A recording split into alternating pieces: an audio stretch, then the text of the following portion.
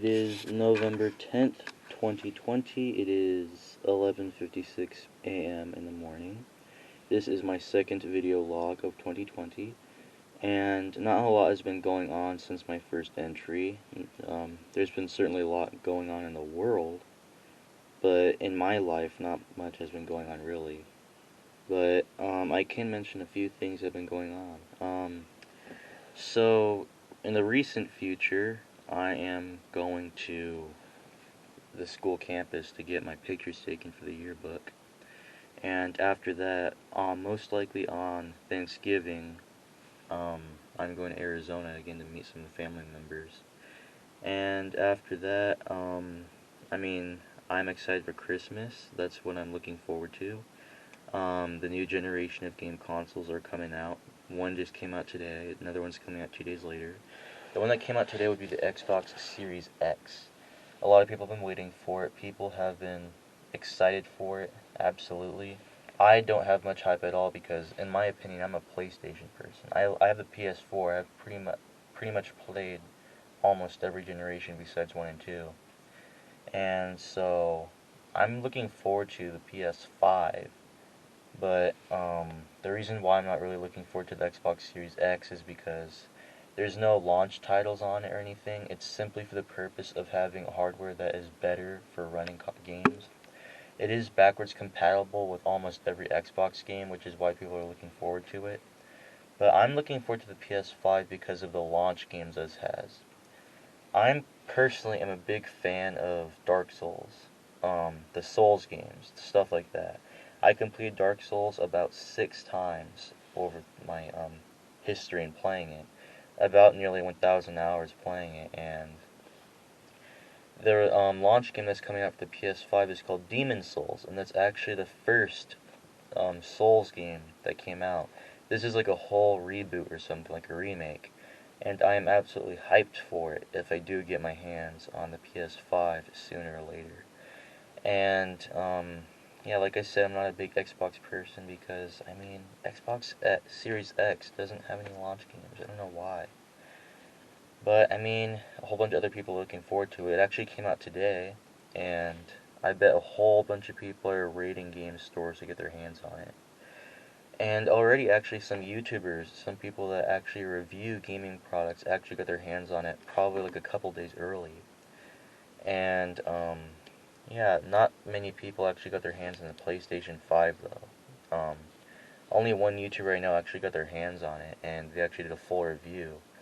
And I have to be honest with you, I'm actually very skeptical about the packaging it was in. I was pretty um, I was, it looked sus in my opinion.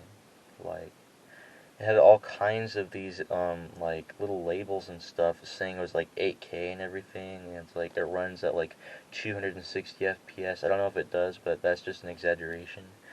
But you see what I'm talking about right now. It has all these super advanced technological things, and 4K is already hard enough to find. Like, if you want 8K to run in a TV, you need to have a TV that can run 8K. And it's already hard enough to find a 4K running TV. So, I guess people can find out how difficult it is to actually find a TV that's compatible with 8K. So, yeah, I really don't see what the advantage is with having 8K resolution when not many people can get their hands on 8K resolution running TV. And I actually didn't look too much into that one video that this one gaming reviewer made. But, it looked awesome. The console looked good.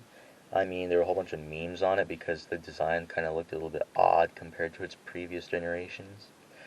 Like PS3 had this regular console thing, like flat and everything, stuff like that.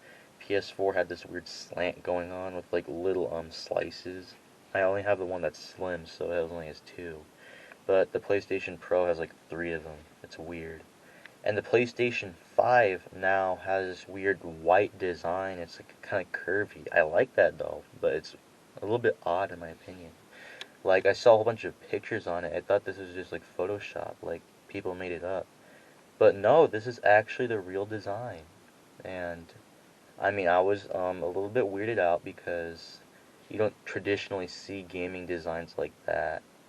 But yeah, I'm looking for the digital version though, not the regular version. The regular version is like about $500. This is like half $1,000. That's ridiculous.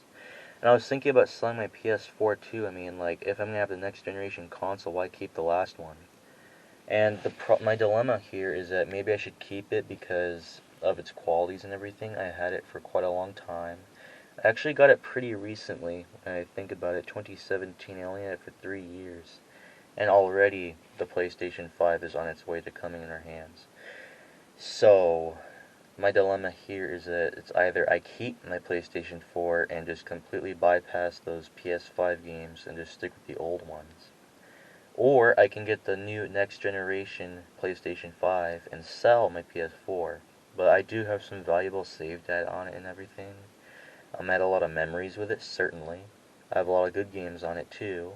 But a good thing about the PlayStation 5 is that it can actually be backwards compatible with PlayStation 4 games. So it's like a win-win when you think about it.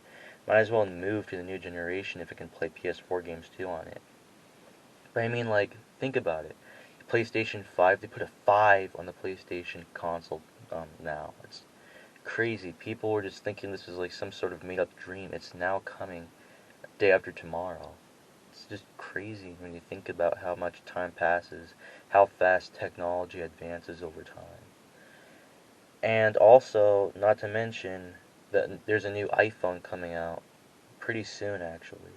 I mean, we're already on the iPhone 11 Pro right now. I mean, like, people can remember when the first iPhone came out and it was like probably the most advanced thing, but now we have like the iPhone 11 Pro, and that was considered the most advanced iPhone in this generation. Until now, iPhone decided to come out with the iPhone 12, and iPhone 12 Pro too. And the funny thing is that it looks exactly the same as the iPhone Pro, 11 Pro.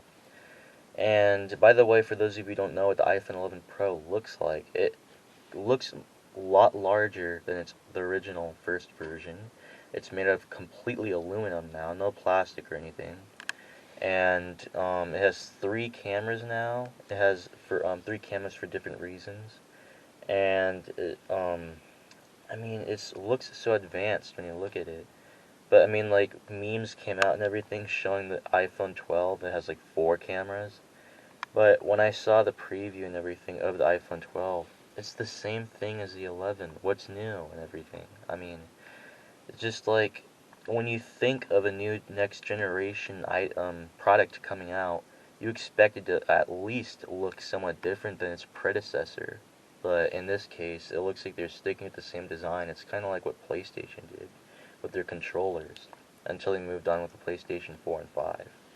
I mean, the PlayStation 5 controller looks absolutely odd, in my opinion. It doesn't have the same ergonomics as the PlayStation 4. But I've been told by YouTubers that actually got their hands on the PlayStation 5 controller that it's very comfortable. The joysticks are actually very comfortable as well. It works well.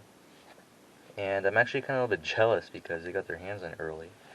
And of course, I don't have enough money to even get my hands on the PlayStation 5, let alone the original version. There is a much cheaper digital version, though, that is $100 less than its original counterpart.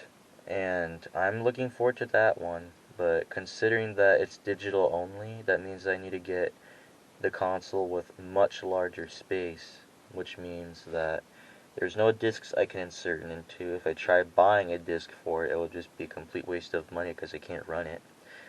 So I guess I might go for the original one, the original PlayStation 5 with the disc insert. I mean, what's the point of not having that? I mean, like, I want to have some discs that hold my games. I want to save some space on the discs that it comes with. And not plus, I want actually a collection of PlayStation 5 games that actually have the number 5 on it. I mean, everyone's been dreaming about it. And the weird thing is that these consoles actually just came out of the blue. There's no conferences or anything, no like E3 or anything, no like gaming conferences by these big companies. Just news came out that was being in production and everything, and sooner than later people found out that it's coming out. Now, first one, Xbox Series X already came out. People were in shock when it did. It was pretty sudden, but it happened, and everyone's happy about it because It runs absolutely smoothly at 120 FPS, something no other console has seen before. Truly what people would consider a new generation console. Though not many people will get their hands on a PlayStation 5 anytime soon because, I mean, it's hella expensive. People are in a dilemma whether they should keep their PlayStation 4s and just not move to the next generation. Um, and by the way, actually, the Xbox Series X had backwards compatibility in mind, and they also had budgets in mind too. I mean, they knew that most people would not get their hands on the next generation console, which is why any games that come out for the Xbox Series X will also be compatible with Xbox One or Xbox One S consoles like that, except for the Xbox 360 generation. And I gotta say, that's pretty nice though, because probably not a lot of people get their hands on the Series X. Though some people will, they will like it, but not a lot of people would. And PlayStation 5, I mean, they were kind of doing the same thing with PlayStation 4, but actually not really. They had games exclusive for PlayStation 5. Most notably, Demon Souls, the game I was looking forward to greatly. But it is pretty nice that they had backwards compatibility with PlayStation 4. You don't have to sell those games, you can just play them if you want. Or you can get a newer version, PlayStation 5 Definitive Edition, if you want. And that would run a lot better. I mean, considering backwards compatibility, it doesn't really work for everyone. Like, let's say Nintendo 3DS XL. Mine can run backwards compatible with original Nintendo DS cartridges. Yet the graphics and everything look a lot worse than if you were to play on the actual Nintendo DS console, which I do still have after all this time. So, yeah, technology has been advancing like crazy. Companies just abruptly came out with these new generation consoles. People are struggling to find out whether they should get it or not. And that is pretty much it for today. Not much has been going on. So, yeah, I will update again tomorrow, and thank you for watching.